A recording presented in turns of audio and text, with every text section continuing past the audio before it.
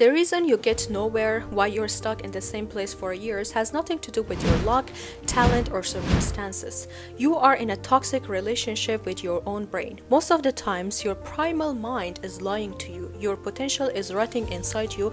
Your future self is screaming at you.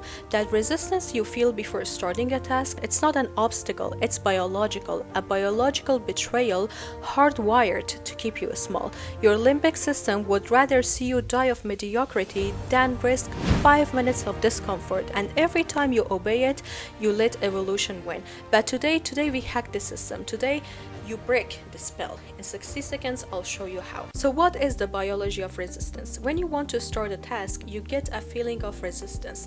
This resistance comes from your limbic system, your brain's emotional center.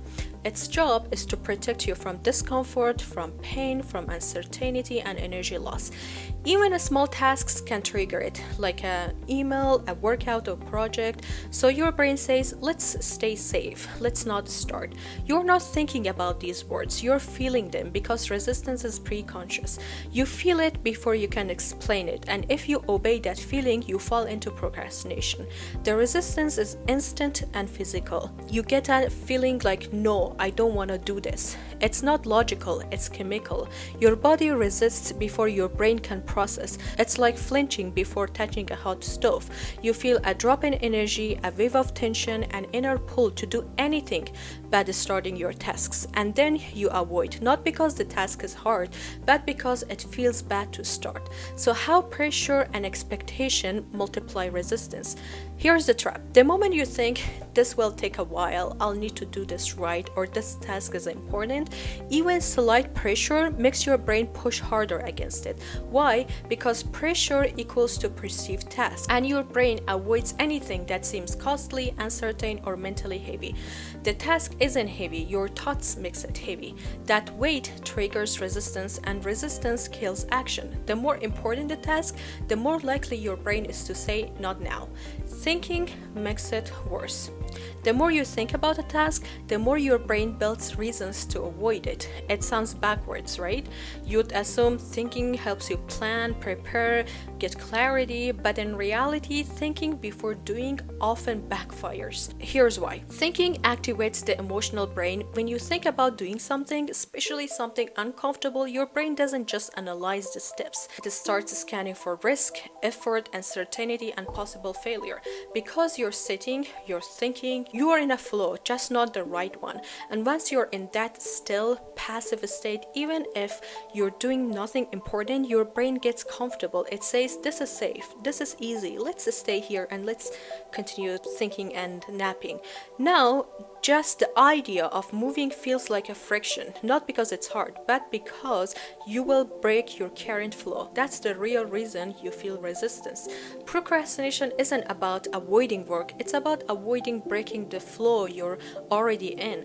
And the longer you sit and think, the deeper your flow becomes and the harder it is to escape. So what is the solution? Plan your day the night before and mark your task as already done. And this is a pre-commitment. When you pre-commit, you're saying, I already made this decision. I don't need to think about it again. I trust the version of me that planned this. It removes choices, overthinking, and emotional interferences. You're no longer asking, what should I do right now? Or what is the plan? You're simply following a clear execution plan made by your best self. When you plan your actions in advance, you're using your logical brain, your prefrontal cortex, while you're calm, clear, and rational. It beats decision fatigue. You're not wasting mental energy choosing. You've already decided. You don't give your brain time to throw excuses at you. How decision fatigue leads to procrastination. When you plan your actions in advance, you're using your logical brain, your prefrontal cortex, while you're calm, clear, and rational. It beats decision fatigue. You're not wasting mental energy choosing. You've already decided. You don't give your brain time to throw excuses at you, because decision fatigue leads to procrastination. Imagine this. You wake up, you haven't planned anything. Now you need to decide, when should I start? What should I do first? Should I check messages first or emails? Should I clean or work? Should I start with something small or big? Your brain gets flooded with micro decisions, and with each one, your focus weakens. Eventually, you hit this inner wall. I'll do it later. Not because you're lazy, but because your brain is tired of deciding. So how do you beat decision fatigue? Pre-commit your most important task the night before. Don't let your tired brain decide in the moment. Use routines to automate your day. The fewer choices you make in the morning, the more energy you have for real actions. You wake up at the same time, you work at the same time, and you write at the same time. So work from lists, not from feelings. Feelings change. Lists don't.